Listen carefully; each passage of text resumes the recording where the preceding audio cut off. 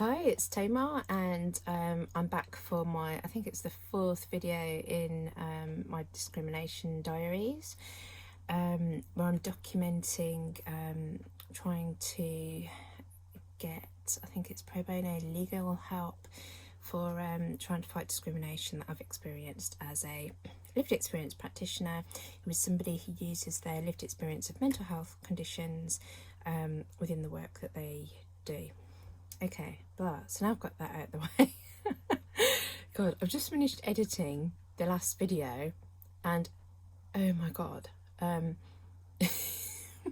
anyone who doesn't recognise me, I am Tamar, because oh my god, yesterday, okay, when I did this video yesterday, basically it was the second day where I could barely get out of bed, and my hair is like all over the shop, like no makeup, and the camera angle, you know, like what was I thinking? And basically I looked a right old state. However, what I'm trying to do with these diaries is ensure that this isn't about having them kind of polished or, you know, very, what's the word, very like a lot of YouTube videos, they're kind of like, they're tweaked for, you know, videoing and stuff, you know, or looking great or whatever. These are supposed to be documenting the impact that this process and yeah, basically doing shit is is having. So the fact that yesterday I looked like shite and I was tired, and I was talking about feeling tired and talking about you know, kind of having, you know, bad dreams at night and all this kind of thing, that's all relevant. However, when I've been after I've been looking at my face for about half an hour trying to meditate, I couldn't stand it, so I just had to put a load of makeup on. So I'm like, oh no, I'm not gonna look like that again. Oh my god. So yeah, all I can say is that this reflects me feeling probably a bit happier today. And again, this is something that for those of us that live with what is called in the textbook ICD-10, emotionally unstable personality disorder, DSM-5, borderline personality disorder. For a lot of other people, it's kind of early developmental trauma, you know, that has shaped you. So, you know, whatever you want to call it, basically, I suppose we've got a wider range of emotions, and it's much easier to swing from one side to the other. So I wouldn't say that I'm feeling great today. I'm not feeling great today, but I feel better than the last few days. So yeah, where am I today? I didn't get up very early. Basically, I kind of again had to crowbar myself out of bed, and again it was only because I had to do something. So I had a psychotherapy appointment at 11.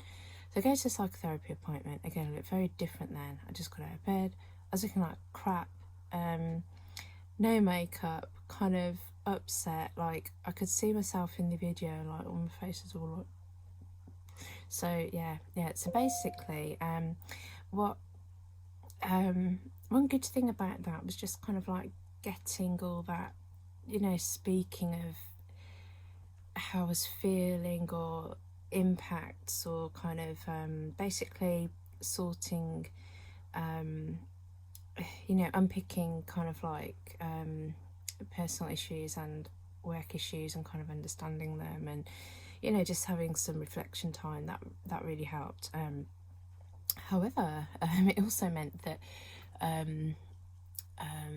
yeah, because I mentioned yesterday I've got this kind of special leave thing for this week, which means that suddenly there's quite a few meetings that I would have liked to have gone to, but you know, sort of I won't be doing. But also at the same time, I'm so stressed that all of those meetings are likely to also trigger off stress reactions. It's like you can't win, you can't lose. Anyway, there was ouch. So I'm in this she shed, and I've got my little radiator under the table and chair, and it's quite nice until I kind of forget myself, and then put my leg on the radiator and go, ouch. So yeah, if I go ouch, it's basically I've stuck my leg on it again. So I forgot what I was saying now. Just talking. That was it. So so done my self-care. Self-care meant that I sacrificed because I did, part of the work that I do includes I work on a self-employed basis, so sometimes I go to meetings that are more to do with national lived experience practitioner working, and one of the strategies that I use a lot in my work, particularly when you don't have any power, and a lot of this is something that can help a lot of lived experience practitioners, is that when you're in meetings that are looking at particularly ones that are looking at strategies of how to basically how to do this type of work, ones where they're looking at how money is being allocated, the way that I tend to do a lot of activism is by asking questions. So I'll get myself clued up on what the meeting is about. I'll kind of try and be as clued up as much as possible about kind of the issues that are within the surviving movement to do with whatever's been discussed in the meeting. So for instance, this one was about a national funding that's going to public sector organisations, and these public sector organisations, as part of this national funding, are having to include co-production within the work that they're doing. So they've all got this within their strategy and within the big kind of overall strategy.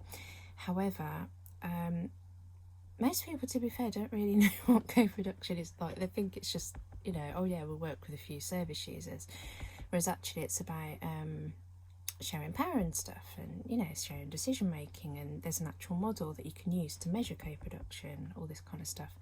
So I was going to ask a question about that, and also how they're going to measure that and kind of have a have a baseline for doing that, and to ensure that this co-production was actually being done. So I wasn't able to do that because I wasn't at the meeting, but then I thought, I think this is really important, and I think it can make a real difference. So what I did was email one of the the people that was delivering this this meeting, which included like a presentation. So I felt quite good about that, because I felt like I'd done something, and then I'd also kind of checked in with a couple of people that do a lot of work in this area who are also lived experience practitioners, so that really helped. And then that kind of spurred me on to, even though I'd only sent the solicitors the inquiry form thing that I did for the potential pro bono solicitor. So anyway, I'd sent an email last night, and I thought, well, I'll just call, and I'm feeling quite good, feeling quite I can chase this stuff. So I just called, just to say I was, I sent the email. Please let me know if there's any additional info you need, or there's anything that I haven't covered. And what I found out was that it'll be passed on to sort of from the kind of admin and paralegal side today up to solicitors to have a look at, and hopefully I'll get an email or a phone call tomorrow which will just say either way whether they're interested in helping with it. And really managing my expectations. You know how it's kind of practically impossible for most people to get legal aid, even if they're on every benefit under the sun. It's still really impossible to get it, and getting a pro bono solicitor is even harder than that. So, and the problem that I'm finding is that with the type of discrimination that we experience as lived experience practitioners, what I'm finding is that it's real, it happens to a lot of us, but you know, if you actually try doing anything about it, we seem to be a bit screwed and stitched up when it comes to, you know, any kind of legislation or any kind of, you know, I mean, you would think that disability discrimination law, and that with things like, oh, I don't know, there's laws about discrimination, you know, there's kind of like, look at all the work that's been done for, you know, racism and against homophobia and kind of, you know, all this stuff that is supposed to be illegal. So, you know, why is it okay to treat people with a disability like that, but particularly people with a mental health disability? We're right at the bottom of the pile, and this stuff doesn't even seem to be seen as an issue. So, so getting on my soapbox about that. So, what I'm trying to say is that I would love I would love so much if this solicitors took it on, and it looks like they've got such great, you know, from looking at their site, it looks like they've got a real, what's the word? They seem to have a reputation and knowledge and stuff in this area, and you know, what have you. But again, it might, I don't know, whatever. Blah. So yeah, I hope I'll find out about that tomorrow or another day this week. I mean, tomorrow, to be honest, if they've just got it today and they give me an answer tomorrow, that's pretty soon anyway. So yeah, that's enough. So also that would help me to I don't know, I just thought, I'd just check in with my union rep. And yeah, so we had a natter for a bit, and there's something about so I've talked about how frustrated I am with my union, and that basically they've not supported me, and that the you know, the solicitors haven't supported me, and etc, etc. But there is often such a difference between organisations not supporting you and then kind of individuals working within the organisation. So one thing I can say is that you know, I don't feel let down by the union rep kind of themselves, and I think they're working hard. And also, I think one of the things with a union rep that you see face to face is that they get to see the actual issue, and some things can't really be completely put into words or completely put into writing. Some things seem to have to be told in a variety of ways for people to understand it, and there's something about trying to encapsulate whatever these issues are in words, where you need a lot of words and people can't, because it's complex, you know. You can't just say something in a sentence and it is as it is. It's lots of sentences and lots of things that add up and equate to an experience. And how do you do that without either boring the shit out of someone, or basically them seeing a big massive pile of paper and thinking, oh my god, I don't want to read that.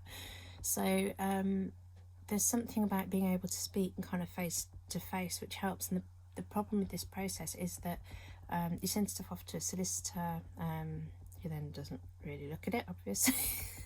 And you know, they don't speak to you, they don't, you know, that's not part of the process. I mean, with unions, they're very I think they're very sort of rule process oriented, which I can understand, but you know, so it's like you've got your union rep, and then they take stuff to the I don't know, the regional side, and regional stuff takes stuff to the national side, and then the national side might send it to a lawyer, or basically there's this whole big chain. And if you want to query anything, you have to go through this whole big chain rather than actually speaking to the person. So I've not been able to speak to that solicitor, and by the time it gets passed on to them, you know, it's probably like the second or third person that's it'll be at least 3 people removed from the person who originated it. So then how can they be expected to argue for it, or, you know, explain it? So blah. Anyway, oh, the other thing that's good and making me feel a little bit better is that I responded again to an email which is to do with the the whole sort of procedure internally. So again, there's stuff I can talk about, stuff that I can't talk about, but what I can talk about is how again, the impact or how stuff makes me feel. So again, this is something that I put off doing for a while, and I've done it. So I just, I felt good for having just sent the email, sent that bit of communication, and it's helped me feel a little bit better. And also I went some makeup on today, and that's great. It's like, a bit of creativity, and I'm just looking at myself in the thing there. Yeah. So So again today, feeling a bit better. Nothing particularly has changed in itself. I think it's just that a lot of this is to do with how I'm feeling, and then how much I'm able to do, and one thing kind of has a little domino effect on the others. So yeah, so it's good I'm feeling good today, and we'll see how I feel tomorrow for the next instalment of the Discrimination Diaries.